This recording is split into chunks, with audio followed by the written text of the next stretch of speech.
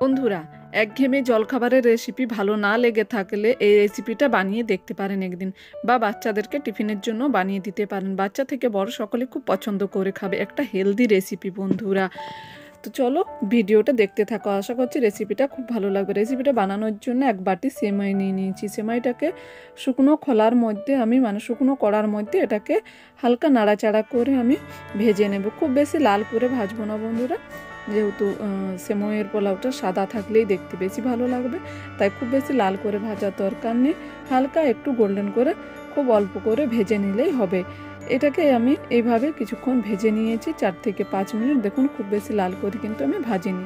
আর এদিকে একটা ডেকচির মধ্যে আমি বেশ কিছুটা জল গরম হতে দিয়ে দিয়েছিলাম, তাই দিয়ে দিয়েছি স্বাদ মতো লবণ আর 1 চামচের মতো সাদা তেলটা দিয়ে ভালো করে একটু নাড়িয়ে নিয়েছিলাম জলটাকে। তারপর জলটা একটু হালকা গরম হয়ে যাওয়ার পর ভেজে রাখা সেমাইটা দিয়ে এটাকে আমি নাড়াচাড়া করে 5 থেকে 6 মিনিট রান্না করে নেব, যতক্ষণ না সেমাইটা একটু সেদ্ধ হয়ে যাচ্ছে।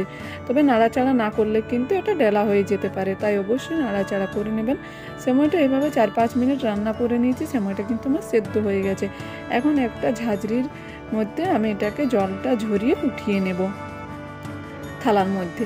তারপর এই সেমাইটাকে আবারও 5 থেকে 6 বার আমি ঠান্ডা জলে এটাকে ধুয়ে নেব, যাতে সেমাইটা একদম ঝুরঝুরে হয়ে যায়। আমি দেখুন একদম ঠান্ডা জল দিয়ে এটাকে ধুয়ে নিচ্ছি। এইভাবে সেমাইটা ধুয়ে নিলে কিন্তু সেমাইয়ের মধ্যে এক্সট্রা যে চিটচিটে ভাবটা থাকে সেটা কিন্তু বেরিয়ে যাবে আর একদম ঝুরঝুরি হয়ে যাবে। তারপর গ্যাসের মধ্যে কড়া আবারও বসিয়ে 1 চামচ সাদা রিফাইন্ড অয়েল দিয়ে দিয়েছি। তার মধ্যে আমি 1 মুঠো বাদাম দিয়ে দিচ্ছি। তেলটা ভালো করে গরম করে বাদামটাকে ভেজে উঠিয়ে নেব একটা বাটির মধ্যে। তারপর ওই তেলের মধ্যে 1/2 চামচের মতো গোটা জিরে ফোড়ন দিয়ে দিয়েছি। ফোড়নটা হয়ে আসার পর দিয়ে দিচ্ছি কুচনো গাজর আর দিয়ে দিচ্ছি 2টো আলু। এই সবজিটাই আমি দিচ্ছি, তোমরা তোমাদের পছন্দ মতো সবজি এখানে অ্যাড করতে পারো, যে যেরকম সবজি পছন্দ করো। আর তারপর আলু আর গাজরের মধ্যে স্বাদ মতো লবণ দিয়ে দিচ্ছি 3 থেকে 4টে চেরা কাঁচা লঙ্কা, আর দিয়ে দিচ্ছি একটা ছোটো সাইজের কুচনো টমেটো। এগুলোকে একটু নাড়াচাড়া করে নিচ্ছি খুব ভালো করে। তারপর দিয়ে দিচ্ছি খুব অল্প পরিমাণে 1 চিমটির মতো হলুদটা দিয়ে আবারও এই সবজিগুলোকে একটু সময় নিয়ে হালকা করে ভেজে নিতে হবে। খুব বেশি লাল করে না ভাজলেও চলবে বন্ধুরা, দেখতে হবে সবজিটা যেন কাঁচা না থাকে। কিছুক্ষণ আমি সবজিটাকে ভেজে নিয়ে তারপর দিয়ে দিচ্ছি সেমাইটা।